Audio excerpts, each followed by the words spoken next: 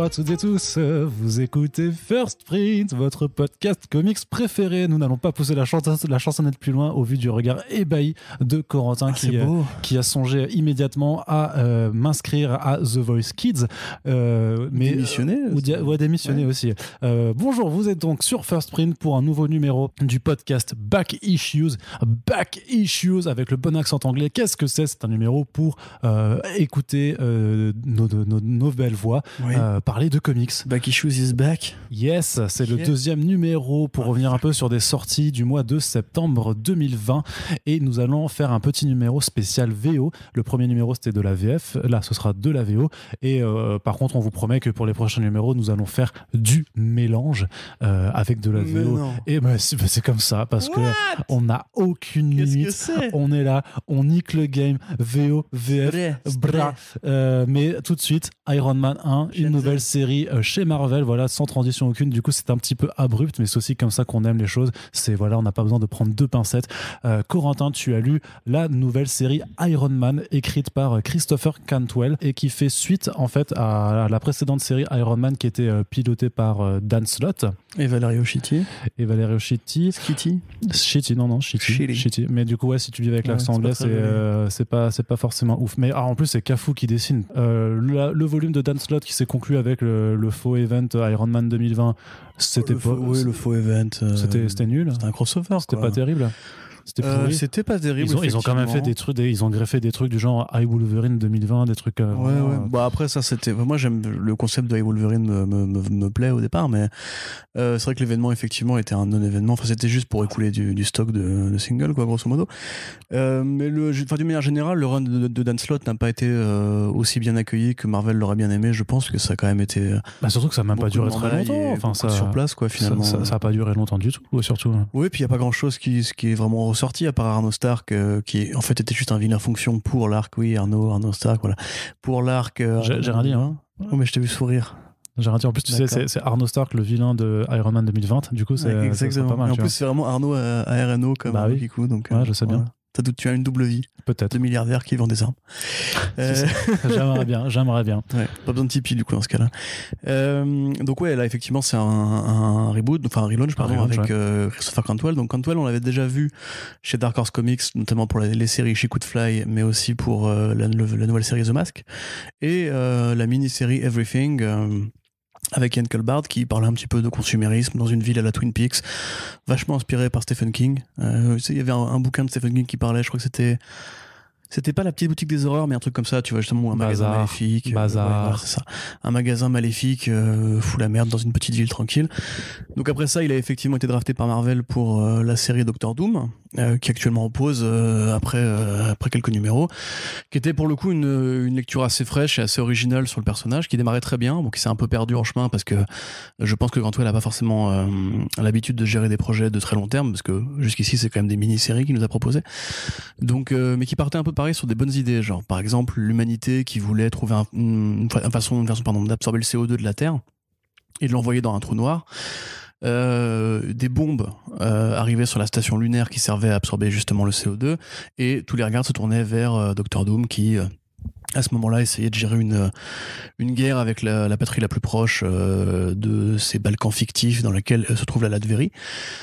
Donc voilà, une lecture assez politique du présent avec des enjeux écologiques, un personnage plus compliqué et torturé qu'il n'y paraissait, qui après entrait dans la clandestinité pour échapper à ses poursuivants, etc. Donc c'est vrai que Cantwell était un mec qui justement avait cette espèce de casquette du gars qui peut vraiment réinventer un personnage, le rendre intéressant dans un contexte précis. Donc là en l'occurrence c'est Iron Man et ça commence, on va dire, comme beaucoup d'autres séries Iron Man, par le côté Tony Stark se retire un peu de son rôle de milliardaire pour revenir un peu à l'essence même de ce qu'il est, c'est-à-dire un super-héros.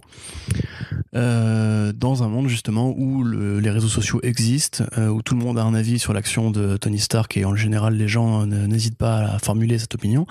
C'est assez bien foutu parce qu'il y a une narration qui justement montre que quoi que fasse Tony Stark, le public va toujours réagir et lui dire que c'est un gros connard. Ça montre aussi ses responsabilités justement en tant que capitaine d'industrie, en tant que ancien marchand d'armes, en tant que membre de la caste des 1%. Donc c'est assez critique, mine de rien, de ce personnage-là, qui quelque part, lui, veut revenir à l'essence même de sauver des gens, parcourir les cieux dans son armure, etc. Donc là encore, je dirais que c'est assez frais, c'est assez humain dans la façon dont c'est fait, c'est-à-dire qu'on voit bien que Stark, il a quand même du vécu maintenant, c'est un personnage qui a des décennies et des décennies au compteur, et là il est un peu fatigué justement de cette espèce de posture de playboy, milliardaire, philanthrope, génie, etc. Donc il faut voir où ça va, parce que pour l'instant les directions de fond sont encore assez peu claires, mais c'est déjà une vraie rupture par rapport au volume de Dan Slott, qui justement lui essayait plus de coller un esprit un peu happy-go-lucky, un peu... Enfin, Tony Stark, c'est un peu blagueur, un peu pété de thunes, avec cette espèce de lecture sur l'IA qui était assez... très passéiste, justement. Tu vois que c'était quand même un monsieur de plus de 40 balais qui écrivait, quoi, parce que c'est vrai que les enjeux de l'IA, c'est un truc qui devrait nous concerner au présent. Et au final, Slott en fait juste une sorte de ressucé un peu parodique de Terminator, quoi. Donc là, on se dirige vers un truc un peu nouveau, un peu différent. J'ai envie de dire que ça a l'air plus ambitieux. Cafu au dessin, effectivement, qui fait un très bon travail. Beau, hein, c'est très épuré. Pour les coulisses de l'émission, ce numéro, ça fait partie des lectures qu'on n'a pas forcément en commun, même si on essaie à chaque fois de lire tous les numéros dont on va parler. Je t'avoue que Iron Man, c'est vraiment pas mon personnage Marvel favori. Moi non plus. Mais après, c'est vrai que le nom de Cantwell, puisqu'on est quand même un peu toujours dans ces optiques d'auteur, voilà, d'aller voir ce que les auteurs qu'on aime bien en indé peuvent réussir à faire en mainstream. Mais par contre, les planches de Cafu, là, je regarde la preview et enfin, moi, je trouve ça beau. Après, j'adore Cafu, surtout depuis tout ce qu'il a pu faire chez Valiant dans le début des années 2010, quand il y avait la grande relance de Valiant, et il a fait quand même des travaux assez... Quand tu es contractuellement obligé de parler à chaque numéro de podcast. Exactement. Voilà, ça fait remarquerez, hein, ça fait 3 numéros Back Issues et First Print et Front Page tout le temps. Il faut en parler. Il faut que les gens découvrent Valiant, qui est aussi un très très bon univers de comics. Et c'était juste que Cafu, c'est là qu'il m'a vraiment marqué et que je l'ai découvert. Donc c'est pour ça que je me rappelle à mes souvenirs de lecture d'il y a quelques années. Et donc voilà, c'est juste que ça reste un dessinateur qui est hyper talentueux, je trouve en tout cas. J'aime bien ça, tu vois, juste le fait de démarquer tes personnages du décor avec des lignes claires, enfin un petit halo blanc, ça, je trouve que ça permet toujours d'avoir... Enfin, moi j'aime bien ce genre d'effet graphique, tu vois, je pense que ça casse pas trois pattes à un canard, mais c'est le genre d'accompagnement esthétisé un petit peu qui fait que j'apprécie ce que je vois. Et Cantwell, donc au-delà d'être un scénariste spécialiste du complot, c'est aussi le mec qui a créé la série Halt and Catch Fire sur AMC, donc une grande série un peu inspirée par Mad Men, en cela que c'est une série qui se passe dans le passé, dans les années 80, au moment du premier boom de l'informatique domestique, mais pas que. Et donc justement la façon dont il aborde un petit peu les réseaux sociaux, l'informatique, la place justement du vivant un peu numérique, on va dire, justement, je pense que ça va être une des pistes sur le long terme, même si a priori pour l'instant ça s'annonce plus comme une sorte d'aventure un peu introspective de Tony Stark. Est-ce que je trouve ça bien, parce que c'est vrai quand même que Tony Stark, parce que c'est devenu le véritable Batman, on va dire, de l'univers Marvel Studios au cinéma, c'était un peu le premier héros et celui qui venait conclure un peu la saga de l'Infinity. On a eu des séries qui soit essayaient de coller à ça, soit de s'en dégager, mais justement un peu au forceps. Là, en l'occurrence, on sent qu'il y a une envie vraiment de repartir à zéro, de poser de nouvelles bases. Je trouve ça bien. Enfin, en tout cas, le premier numéro est assez inspirant. Après, justement, ce qu'il faut voir, c'est que Cantwell, encore une fois, on a Doctor Doom en tête, et Doctor Doom partait vraiment très très bien, comme un truc qui devait être un immanquable, et au final, à mi-parcours, on sent qu'il s'embrouille un peu dans toutes les pistes qu'il avait lancées, dans tout ce qu'il essayait de faire, et par rapport à Marvel, qui voulait faire du super-héros aussi, etc. Donc moi, j'attends un petit peu le premier arc, le premier trade, pour voir un petit peu comment ça rend sur le moyen-long terme. Mais Cantwell, j'ai envie de dire que ça fait partie un petit peu comme Ramvé ou d'autres, des étoiles montantes du comics et indé et mainstream, en fait, hein, tout bêtement. She Could Fly, c'est très difficile à comprendre, mais c'est vraiment très bien. La série The Mask, Election Year, qui du coup est une réinvention de The Mask, le personnage de Doug Mankey, John Arcudi et Mike Richardson, qui a été réinventé dans un contexte vraiment très trumpiste, c'est-à-dire que le masque va essayer de présenter à la candidature, etc. C'est assez absurde, mais aussi très violent. Tu devrais lire, ça pourrait te plaire, c'est hyper violent. Et voilà, c'est un mec qui, à peu près, entre guillemets, essaye un peu différents trucs, différents styles, il s'attaque à... Ouais, tout à fait. Et d'ailleurs, cet hiver, il va se faire rencontrer de nouveau Iron Man avec Dr. Doom, voilà, dans un fameux one-shot qu'on a vraiment hâte de lire, où ils iront combattre un Père Noël, un Père Noël corrompu et manipulé par la divinité Knull. Nul.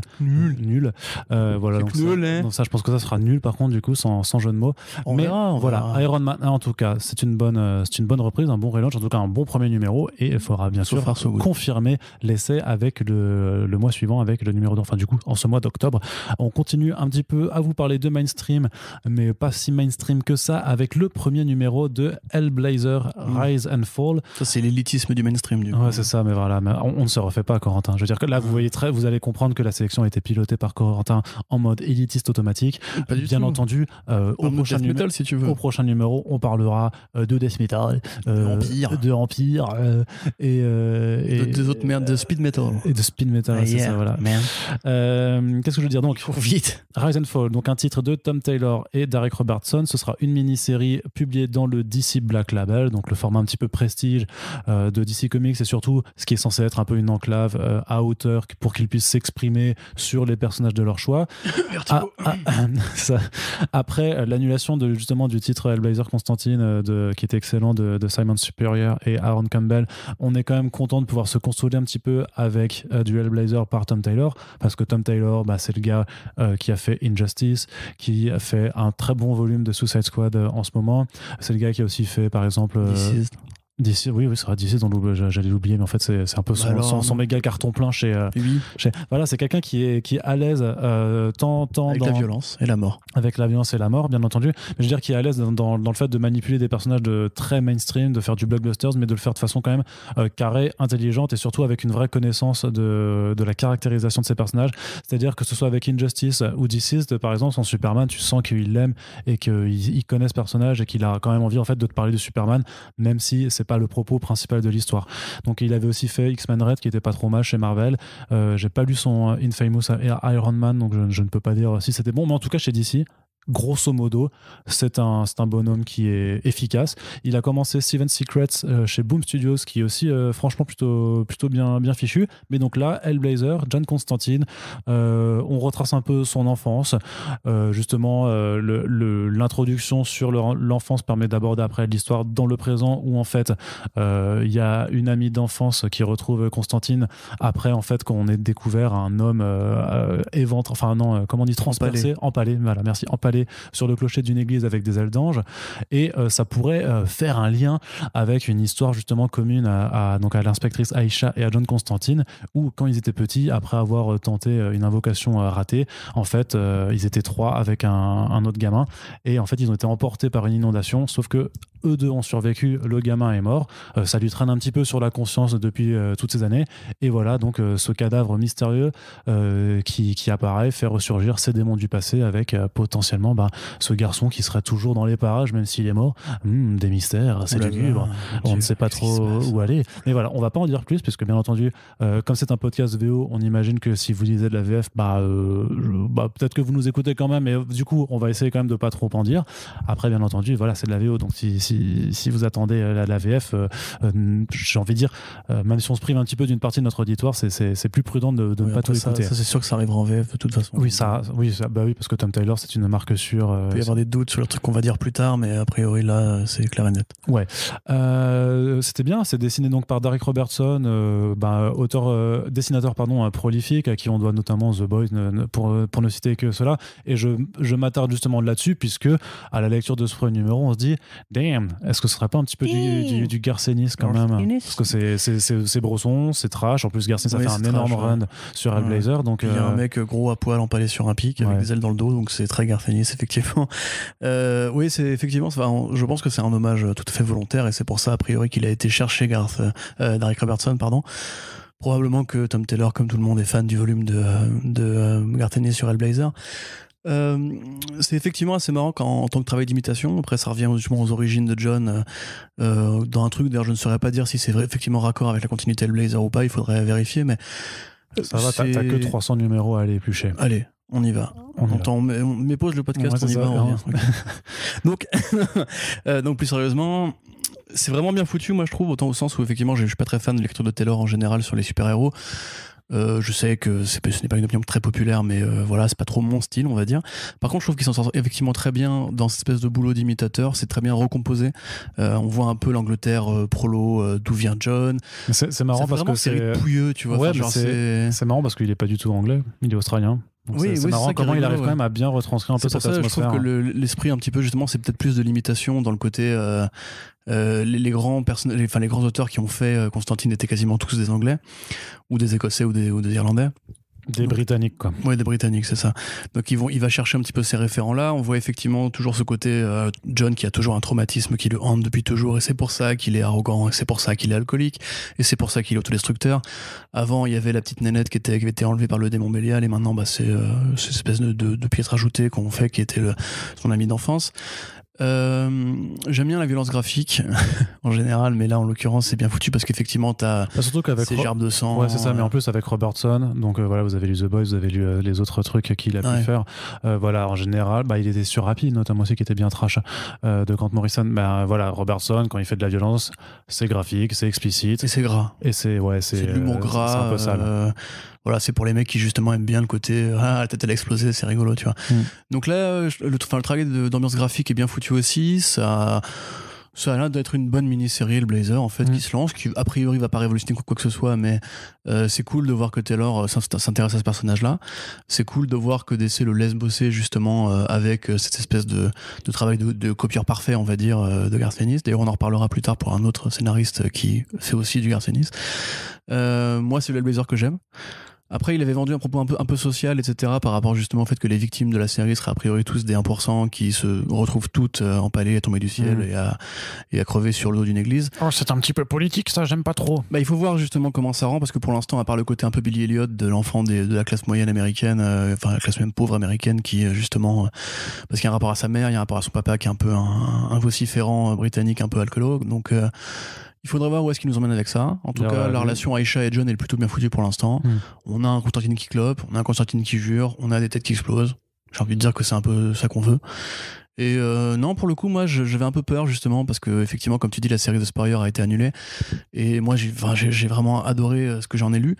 Donc là, on retrouve un Constantine qui justement fait plaisir aux vieux fans, qui à mon avis est fait pour ça. De toute façon, encore une fois, je pense que quand il a été voir Robertson, le truc qu'il lui a dit, c'est je suis fan de ton travail sur The Boys, donc viens, on fait du dégueulasse ensemble. C'est peut-être une bonne façon de faire un entre-deux justement entre les fans du Constantine à l'ancienne et ramener des nouveaux lecteurs qui ont découvert les comics plus récemment avec Tom Taylor, qui est quand même quelqu'un qui a pas encore 10 ans de carrière dans le milieu en fait. Par contre, je pense pas que ça créera l'événement comme il a pu le faire avec Deceased ou Injustice, mais si effectivement ça peut intéresser les lecteurs de ces séries-là à se mettre à Duel Blazer ou à l'époque Vertigo, à creuser un peu, même au travail de Robertson en général, qui comme tu dis a plein de bons projets à son parcours. Donc non, franchement, belle découverte. À confirmer, donc voilà, c'est un des titres du Black Label qui mérite d'être suivi. Il n'y a pas trop de ratés non plus dans le Black Label en fait, finalement, je trouve. Superman Year One. Ouais, Superman Year One, effectivement, c'était vraiment pas ouf, mais justement, tu vois, on en cite qu'un, tous les autres projets, c'était soit... Non, c'est pas vrai. Non, Arlene, c'est pas vrai. Mais le truc, c'est que. Si. Non. Si, c'est vrai. Non, je suis pas d'accord. Non, je suis vraiment pas d'accord avec toi. Moi, je suis d'accord avec moi-même. Oui, ça, encore heureux, t'imagines où irait le monde si tu n'étais pas d'accord avec toi-même. Ça ferait des monologues incessants. En fait, c'est ça. En fait, je pense qu'on a découvert. Je contredirais. Non, tu peux pas dire ça, Olivier. Mais si, Quentin. Si tu crées une bobine qui fonctionne, en fait, à ton monologue. Et ben en fait, si t'es pas d'accord avec toi-même, en fait, on a la clé de la source d'énergie infinie. Je vais faire un décompte du temps de parole dans chaque podcast, tu vas voir que tu parles plus que moi en fait. Ouais, mais vu qu'on est deux mecs blancs, ça sert à rien de faire le décompte de chacun. Ça n'a aucun sens. De toute façon.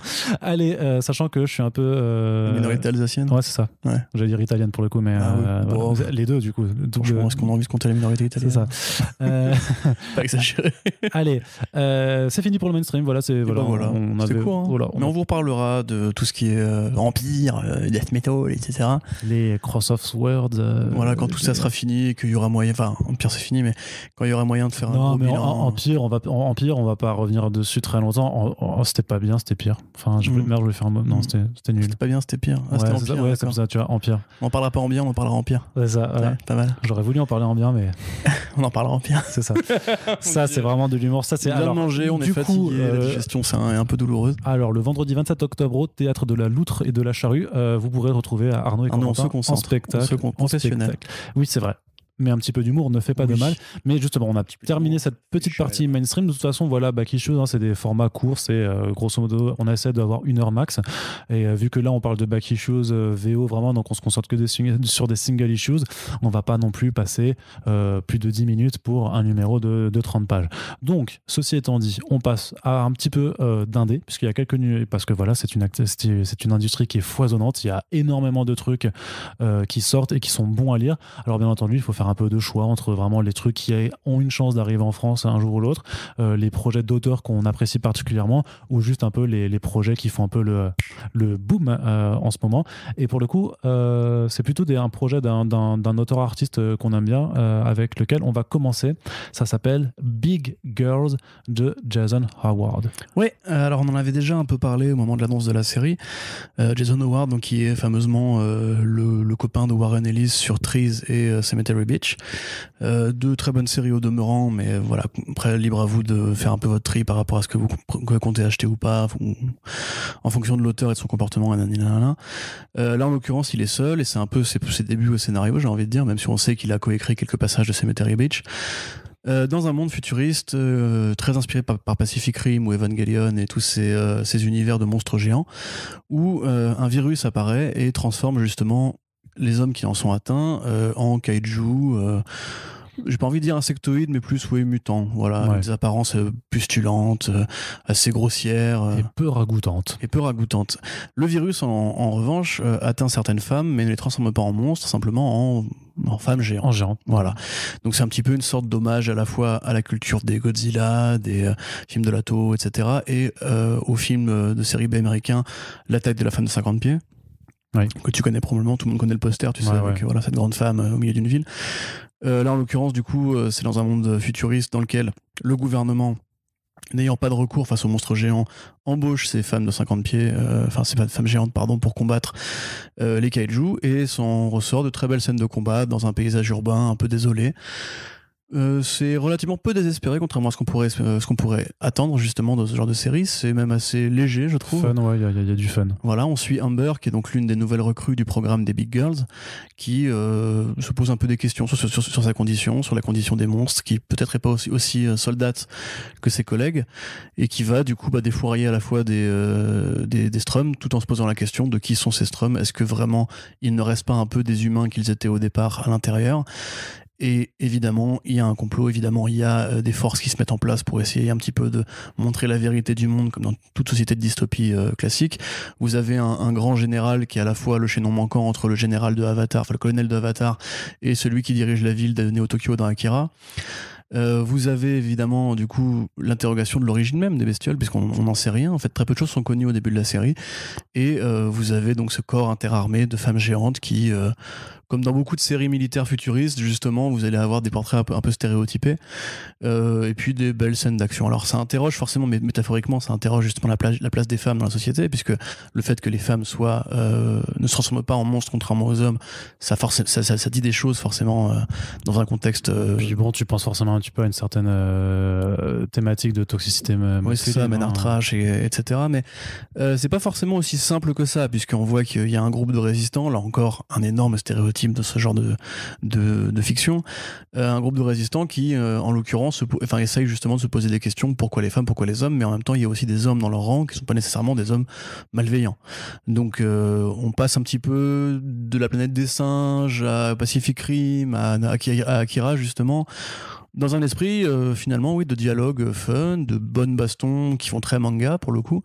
On sent que Howard, justement, c'est ce que Warren Ellis disait par rapport à Cemetery Beach, il avait demandé, c'est Howard qui a demandé à Warren Ellis de lui écrire une série qui serait de l'action pure, dans laquelle il pourrait s'amuser. Parce qu'il avait, c'est ça, parce qu'il voulait. Voilà, il se trouve que c'est une très bonne série quand elle est sortie, et là en l'occurrence on voit très clairement que je pense qu'il dit des choses vraiment très intéressantes par rapport à son rapport aux femmes dans la société moderne, ou à l'introspection du corps féminin par rapport à un monde d'hommes, entre guillemets.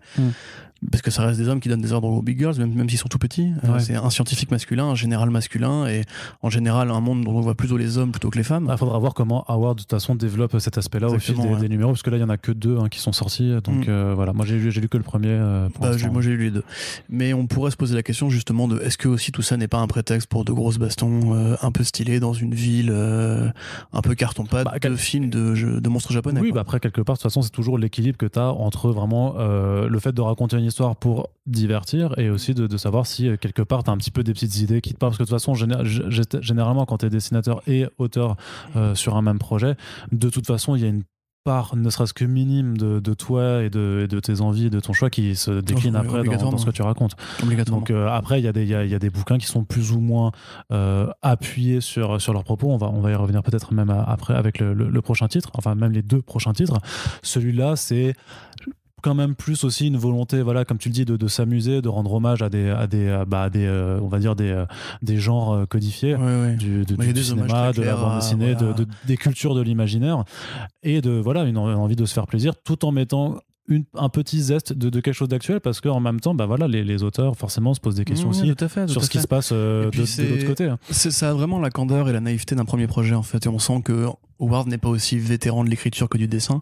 C'est peut-être pour ça que du coup le dessin frappe plus et qu'on a l'impression aussi de ce côté un peu défouloir qui prend le pas sur le scénario, parce que justement il débute un peu à l'écriture. Ouais, parce que tu mentionnais Akira ou Godzilla et tout ça, mais aussi par exemple avec les gens, le Gulliver forcément qui interpelle avec un image directe. Voilà, il y a un hommage très clair, mais il y a un personnage, il y a une référence, un personnage cite Gulliver à un moment donné dans un dialogue, etc. Donc c'est vraiment justement cette espèce de croisement entre Gulliver, entre Stuart Little, mais c'est pas pareil. Les films de série B des années 50 et aussi les crossovers de monstres géants.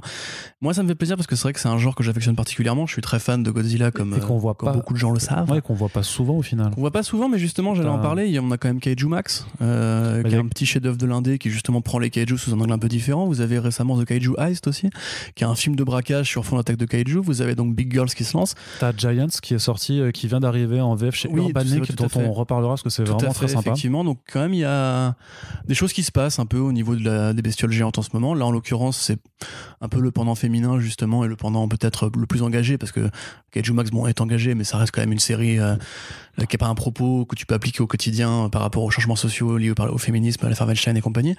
Donc là vraiment moi je trouve ça assez cool. T'as peut-être lu que le premier volume, parce que c'est quand même très social. Faudra revenir sur Kaiju Max, mais c'est quand même très... Est-ce que tu veux, on fera un omnibus sur les séries de monstres géants en comics. Ouais, pourquoi pas. Un truc à dire. C'est pas mal. Mais du coup effectivement c'est assez mignon la façon dont Howard justement articule ses dialogues un petit peu entre 2 scènes de bagarre, comme si genre mais j'ai quand même un truc à dire, tu vois.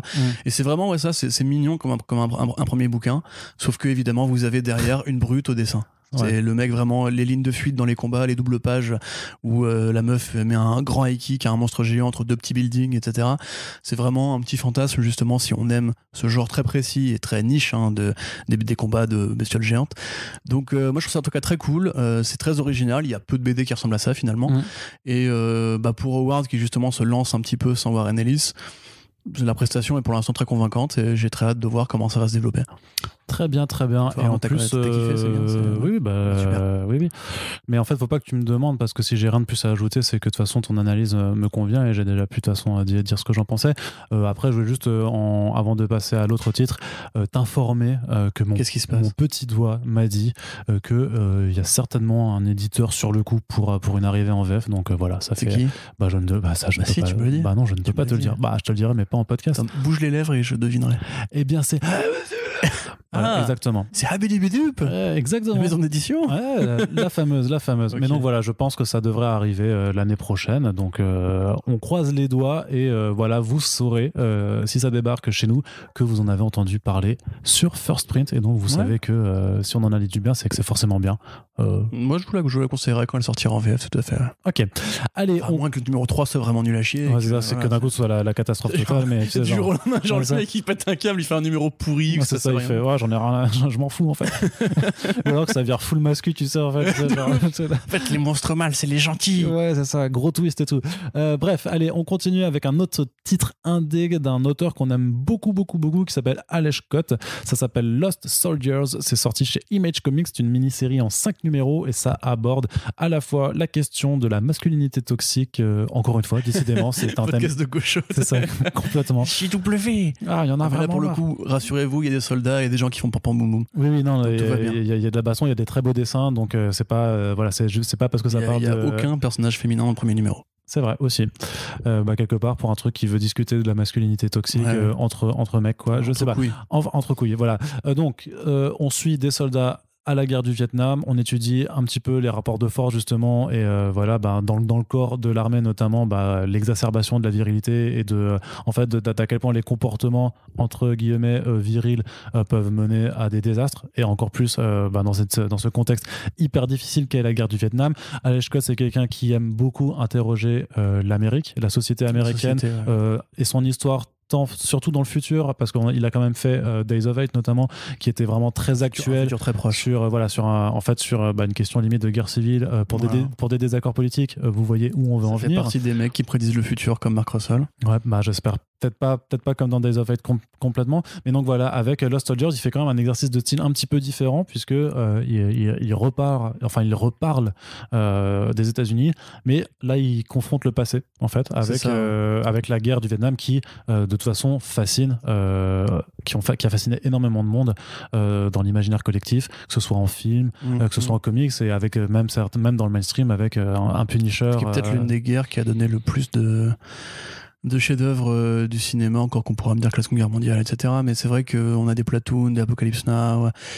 Et là, c'est à mi-chemin entre tout ça, parce que je suis d'accord avec toi, effectivement, ça interroge, comme tu dis, la masculinité toxique, dans le contexte en plus très particulièrement viril de la guerre, mais ça, c'est vraiment une lecture que tu n'as que si tu lis, entre guillemets, les 2 phrases d'accroche qui servent d'ouverture au bouquin et qui sont des citations philosophiques sur le rôle de l'homme dans la guerre.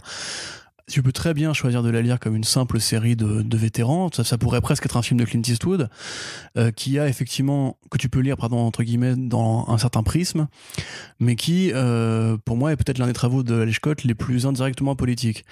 Je m'explique. Grosso modo, encore une fois, c'est un hommage à Garth Ennis, puisque vous avez donc le dessinateur qui, si je ne dis pas de bêtises, s'appelle Lucas Casalanguila, qui est donc un artiste qui s'inspire énormément du style de Goran Parlov, grand ami de Garth Ennis, et qui a aussi dessiné Fury Max, une maxi-série sur l'histoire de Nick Fury dans le vrai monde véritable de la vraie vie, où il n'y a pas de super-héros, et Punisher de Platoon, qui a été édité en France il y a 2 ans, et qui parle des années de Frank Castle au Vietnam. Là, on a vraiment des hommages graphiques très évidents, mais aussi dans la façon dont les gueules sont découpées, dans la façon dont l'action est découpée.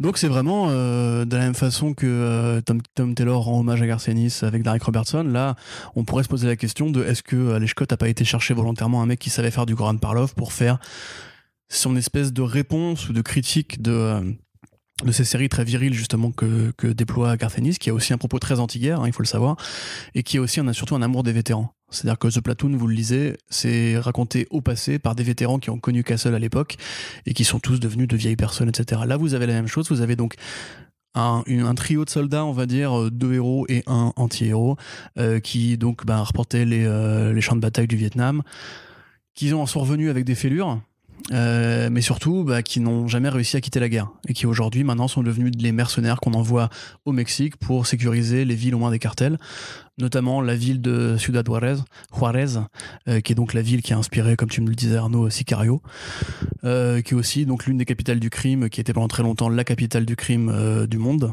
voilà. Donc là, ça pose des questions par rapport justement à un petit peu comme le film Triple Frontière de Jesse Chandor. Que deviennent les soldats après la guerre ? Est-ce que certains rentrent au bercail et mènent une vie heureuse et apaisée, ou bien est-ce que ça continue de les poursuivre ? Est-ce qu'ils oublient le premier coup de baïonnette ? Est-ce qu'ils oublient la première fois qu'ils ont tiré sur la tête de quelqu'un ? Est-ce que quelque part, justement, comme tu parlais des comportements virilistes, ceux qui étaient un petit peu, qui se prenaient un peu pour les héros, la fleur au fusil, ont pas une liste de cadavres sous leurs bottines, tu vois, parce que quelque part on voit aussi un soldat qui est d'ailleurs graphiquement fait vraiment très Frank Castle, à cause de lui et de son comportement héroïque entre guillemets, un de leurs potes se fait flinguer, et du coup c'est vraiment quelque chose d'assez grave, parce que justement la guerre du Vietnam entre guillemets exacerbe la violence bête des États-Unis, parce que c'est une guerre dans laquelle ils sont allés juste pour bloquer les communistes, alors qu'en définitive, il n'y avait pas forcément besoin de se faire chier. Ennis avait déjà parlé de ça d'ailleurs dans Fury Max. Et c'est vrai que c'est une guerre justement qui est tellement absurde et qui a tellement été contestée aux États-Unis qu'elle montre bien justement la fissure entre deux Amériques, celle de la guerre et celle de la paix. Et le Mexique, paradoxalement, c'est la même chose, puisque le Mexique, tout le monde sait que c'est l'un des principaux foyers de migrants aux États-Unis. C'est aussi un pays qui a vraiment beaucoup de mal à gérer justement les cartels, etc. Alors que juste au nord de leur truc, il y a un petit peu les flics du monde que sont les États-Unis. Donc c'est vraiment un croisement entre Fury Max, Triple Frontier. Tout à l'heure je parlais de référence pour Big Girls, mais là c'est pareil. C'est quelque chose qui s'inscrit au confluent aussi de Platoon, de tous ces espèces de grands chefs-d'œuvre sur la guerre du Vietnam. Et même Da Five Bloods de Spike Lee récemment, c'est un petit peu ça m'a vachement fait penser à Da Five Bloods. Voilà, un film que vous devez voir pour ne serait-ce que dire au revoir à Chadwick, parce qu'il est complètement extraordinaire dans ce film de Spike Lee sur Netflix. Donc là effectivement on est dans un gros croisement de références qui ressemble pas du tout à ce que fait Code habituellement. C'est pas du tout Generation Gun, c'est pas du tout Days of Hate, c'est vraiment un hommage au cinéma, mais qui du coup effectivement dit des choses sur son rapport à la guerre, en tout cas ce qu'il comprend lui de la guerre. La phrase qui démarre le comics, c'est probablement une des citations les mieux amenées quand on parle justement d'une BD qui parle de guerre en fait. C'est une phrase qui explique que les hommes entre guillemets sont aussi victimes du patriarcat, au sens où on leur demande d'automutiler leur sensibilité et leur pudeur et leurs émotions pour rentrer dans un moule justement qui demande aux hommes d'être virils, d'être batailleurs, d'être toujours sur la défensive et de surtout pas exacerber de traits féminins. Et c'est vrai qu'effectivement, c'est un truc qui n'est pas le premier à le dire, il y a d'autres réalisateurs qui l'ont dit avant lui, mais comme Coppola par exemple. Mais c'est vrai que justement, traiter ce truc qui l'interroge lui, parce que lui c'est un homme qui n'est pas dans les codes traditionnels justement du mâle hétérosexuel, etc., va assez loin si on lit entre les lignes. Mais ça ne gêne pas le récit. C'est-à-dire que si vous êtes justement quelqu'un, on va dire, qui n'a pas forcément envie de lire une BD de SJW et qui veut juste voir une belle BD avec des flingues, ou si vous avez aimé Platoon, si vous avez aimé Jesse Chandor, enfin le Triple Frontier, vous pouvez très bien rentrer dedans et peut-être même prendre l'angle politique de ces pauvres soldats qui doivent continuellement retourner au front pour payer leurs factures. Parce que c'est vrai que le business des mercenaires et des milices privées, où les États-Unis sont de gros fournisseurs, c'est un truc qui est aussi éminemment politique. Et ça en parle quelque part, comme ça parlait un petit peu de ça dans The New World, où justement on voit que la police est devenue une sorte de spectacle de télé-réalité. Ouais, c'est ça. Là on est un peu sur ce registre-là, mais c'est beaucoup moins bavard que d'habitude.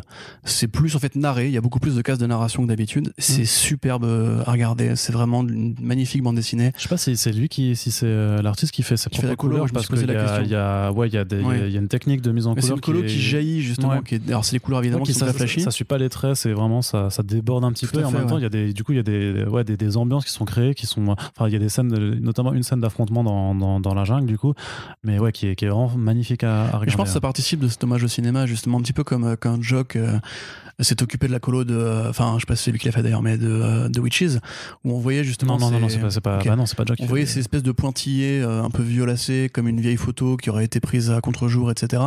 Là vous avez un peu de la même façon des espèces, comme si la pellicule était un peu en train de brûler, avec des espèces d'éclats de rouge, de vert, comme s'il manquait des couches dans l'émulsion de la pellicule. C'est Heather Marie Lawrence Moore qui fait les couleurs. Oh, merci Heather Marie Lawrence Moore pour ces belles couleurs. Et effectivement, c'est vraiment très beau. Franchement, si vous aimez Goran Parlov, si vous avez lu The Platoon, si vous avez lu Fury Max, si vous avez lu tout ce qu'a fait même Starlight aussi, on est vraiment dans un travail de magnifique copieur. Il y a même des effets, comme par exemple quand un personnage est sur un fond noir, on a un halo de lumière détouré autour de lui pour le faire ressortir. Ça c'est un truc que Parlov a entre guillemets inventé et qui est récupéré.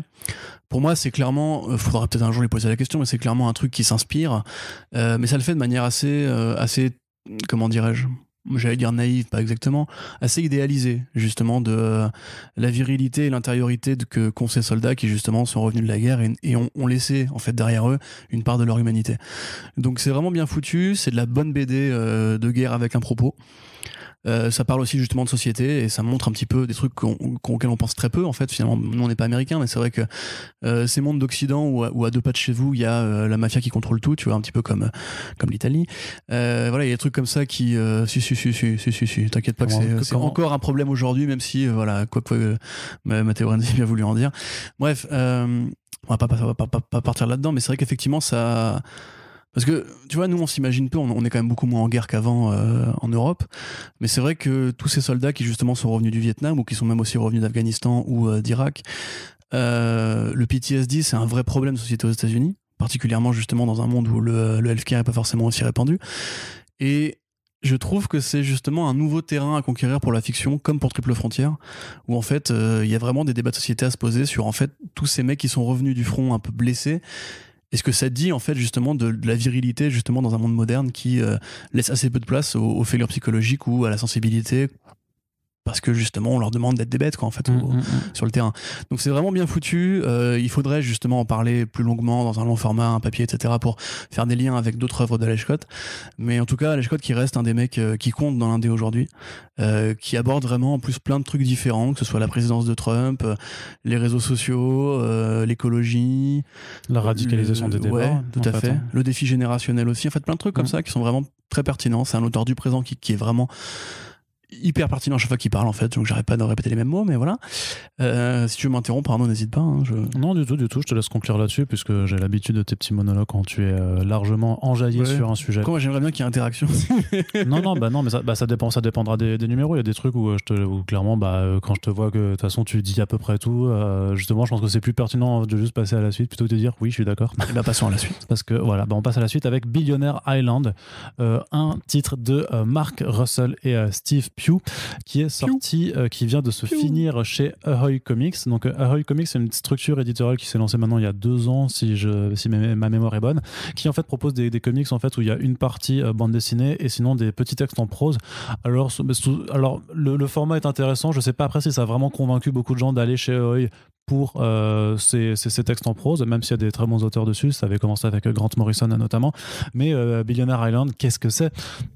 C'est un titre donc de l'auteur Mark Russell dont on vous a déjà parlé dans le dernier Back Issues, puisqu'on vous avait parlé de Prez notamment, qui est sorti en VF. Lisez Prez, c'est vachement bien. Et en fait qui est un petit peu dans cette continuité qui avait été commencée avec Prez, de vouloir vraiment livrer une satire au vitriol vraiment de la société occidentale, de la société pas forcément américaine, mais vraiment du mode de vie occidental. Et donc dans Billionaire Island, on est dans un futur là aussi plus ou moins proche, où les très très riches en fait se rendant compte que le monde est de plus en plus à la ramasse, ont décidé tout simplement, et je crois que c'est inspiré en plus d'un projet qui existe réellement, en fait on construit une île qui est réservée aux riches, c'est-à-dire que tu n'y entres que si tu as un certain revenu mensuel qui dépasse je sais plus combien de centaines de milliers de dollars. Une île qui se billionnaire, je suis con pardon. Oui.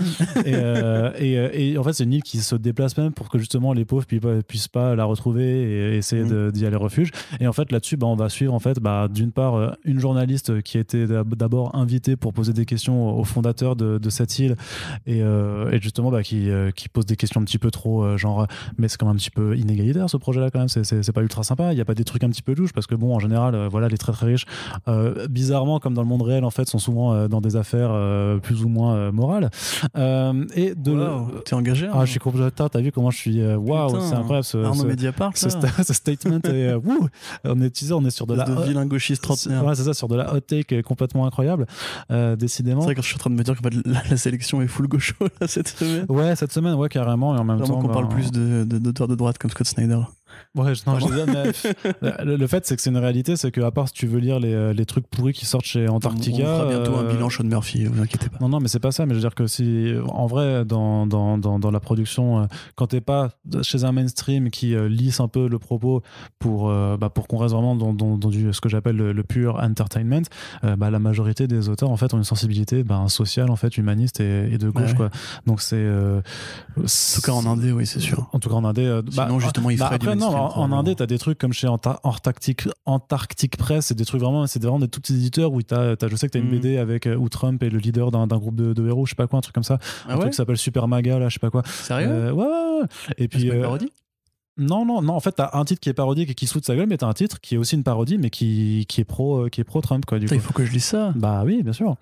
Et alors je sais pas ce que ça vaut, mais donc il y a quand même quelques auteurs sensibilisés à droite, et sinon on a toujours l'ami Ethan Van Sciver avec Cyberfrog, mais autant te dire que c'est pas aujourd'hui que j'irai donner des sous pour lire un comics avec des grenouilles cybernétiques, parce que c'est pas mon délire, mais je respecte ceux à qui ça l'est. Qu'est-ce que je voulais dire? Donc voilà, tant pis, bah oui, c'est une sélection un petit peu de gauche. C'est pas grave, je me plaignais pas. Tu te plaignais un petit peu quand même. On variera. On essaiera de varier un petit peu. De toute façon, on fera un peu plus de mainstream. C'est juste que, en fait, rattraper du mainstream, c'est plus long que rattraper de l'indé, quand c'est notamment en plus des mini-séries, puisqu'il y a plus tellement. Ce sera aussi le sujet d'un futur podcast sur l'absence du renouveau des séries très très longues dans l'indé qui se cantonnent, soit des mini-séries, soit en fait c'est juste des séries qui n'arrivent pas à dépasser les 15 numéros. Mais cela dit, on fera aussi, je sais pas quand Saga reviendra peut-être un jour, parce que c'est quand même, ça va être Saga au final, vraiment.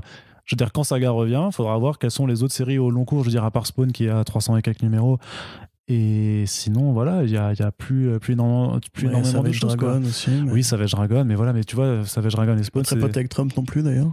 Non, mais voilà, c'est des séries qui ont cette longévité parce qu'elles ont démarré tellement longtemps, mais il n'y a pas d'entre-deux. Il y avait encore The Walking Dead qui était là pour assurer le truc, mais il y en a de moins en moins. Je veux dire, même les Birthright, ça se finit, là, les Black Science, les Law et tout ça, c'est en train de se terminer aussi, donc ça devient compliqué d'avoir des séries vraiment de très très long cours. Enfin, tout ça pour dire que c'est pour ça que c'est plus facile de rattraper du retard sur l'indé. Et donc Billionaire Island, voilà, vous avez eu le contexte. Donc sur cette île des super riches, on a donc cette journaliste qui arrive au départ pour faire une interview et à qui va arriver quelques bricoles. Et en même temps, on a aussi quelqu'un en fait qui est un pauvre du coup, qui arrive sur cette île pour se venger de ce que les riches lui ont fait. Et en fait, on s'intéresse pas tant. C'est toujours un peu le cas avec Mark Russell, où parfois le pitch est un petit peu prétexte. C'est-à-dire qu'on s'intéresse pas tant au devenir des héros que vraiment de découvrir cette île des super riches avec un Mark Russell qui tire à balles réelles sur en fait tout ce qui va pas avec les riches. En fait, c'est dit de façon hyper caricaturale, mais en fait c'est très très drôle. C'est vrai que dans la continuité de Prez, et ça va brasser dans les Idiocraties et ce genre de choses. Vraiment c'est que tu décris ça, mais c'est pas du tout une série. Enfin, on peut évidemment comprendre que c'est une série qui parle de problèmes réalistes et du coup la lire et ensuite être déprimé, mais c'est pas une série qui est déprimée du tout. C'est une série où on s'amuse en fait. Et justement, le trait de Steve Pugh, très noir, quoi. Comme le trait de Caldwell sur Prez, est en fait très expressif, mais aussi très enjoué en fait. Les personnages sourient souvent, sont assez comment dirais-je, on dirait des tournures un peu rigolotes, des postures un peu rigolotes. Comme tu disais, effectivement, c'est dans une continuité, et c'est en quelque sorte un peu la suite de ce qui devait probablement arriver à Mr. Smiley et ses copains dans Prez. Là, on parle effectivement d'un monde donc, qui est très proche du nôtre, dans lequel on craint un petit peu le désastre écologique, où on craint le manque de nourriture, où on craint effectivement la fin de l'emploi, etc. Et finalement, en fait, l'île elle-même est aussi un rempart contre la fin du monde pour ces riches-là. Alors on va passer à travers différents portraits, donc un qui évoque très clairement Mark Zuckerberg, par exemple, qui est un peu le grand vilain, un qui évoquerait plutôt une sorte de Weinstein, mais si Weinstein avait été croisé avec Gérard Depardieu et DSK, on va dire, qui est toujours en robe de chambre, voilà, parce que c'est probablement justement là que se termine l'hommage à DSK, mais il a la coupe de cheveux de Gérard Depardieu, donc je suis un peu perdu par rapport à tout ça, bref. Donc oui, effectivement, c'est une série en 6 numéros qui évoque finalement beaucoup de choses en 6 numéros. Par exemple, notamment le problème de la surpopulation sur Terre, et là encore, c'est fait de manière assez violente, on va dire. La dépendance des gens au patron, puisque, comment dire, la dictature du patronat, ou la dictature entre guillemets des riches, le système pyramidal des 1%, est finalement vu comme une sorte de quelque chose d'assez sain et d'assez vertueux par quelques-uns des protagonistes, qui vont accepter entre guillemets la dominance en échange de quelques burgers et de poignées de dollars, dans etc. un contexte, enfin d'une façon de faire qui est complètement absurde, et justement c'est ce décalage en fait entre des choses qui sont vraiment techniquement graves et en même temps avec des situations qui sont tellement abracadabrantesques que t'as une dissonance qui fait que tu te marres en fait. Il y a un moment de génie très particulier dans la BD qu'on va pas vous gâcher. C'est ça. Qui vraiment, je pense, sort de la tête d'un épisode de South Park qui serait matérialisé en bande dessinée, sur comment entre guillemets la bourse mondiale est gérée, sur comment en fait qui décide des tendances. C'est ça, qui est le vrai patron de la Billionaire Island. Voilà. C'est un petit peu l'équivalent tout à fait inversé et pas du tout logique du système Aladdin de BlackRock. Vous voyez, c'est pas du tout un algorithme hyper compliqué avec des centaines de paramètres, etc. C'est beaucoup plus con que ça, mais c'est effectivement incroyable. assez brillant. Et en vrai, c'est incroyable. C'est vraiment, voilà, on dit on va pas vous spoiler et on vous spoilera pas, mais j'espère juste que ça arrivera en VF juste pour que un maximum de gens puissent découvrir ce passage. Et en vrai, non, c'est terrible, quoi. Et avec le trait un petit peu cartoon de Steve Pugh, il y a vraiment quelque chose d'assez fantastique. Et en plus, je crois que ça arrive à la moitié vraiment de la mini-série. Ouais, c'est vers le numéro 3. C'est une sorte de grand reveal où là tu comprends vraiment que tu fais ok, on est full déconne. Là, Mark Russell il vraiment il se lâche et il y va à fond, quoi. Je sais pas, Prez avait quand même déjà pas mal de moments what the fuck, mais celui-là il est vraiment très très fort, quoi. Donc, tout à fait. Voilà.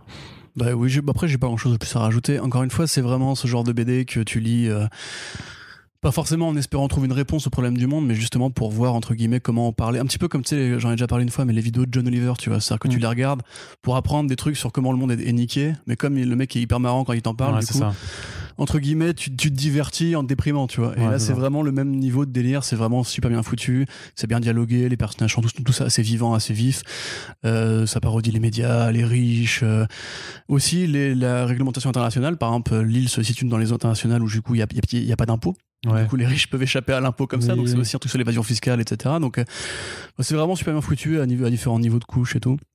Moi, je dirais, lisez ça et lisez tout ce que fait Mark Russell en général, parce que c'est bien. Voilà. Donc ça, par contre, aucune idée de si ça arrivera en France. Je sais que Delcourt ramène Second Coming de Mark Russell prochainement, et que peut-être que dans leur deal avec Hoy, il y aura du coup ce titre arrivé.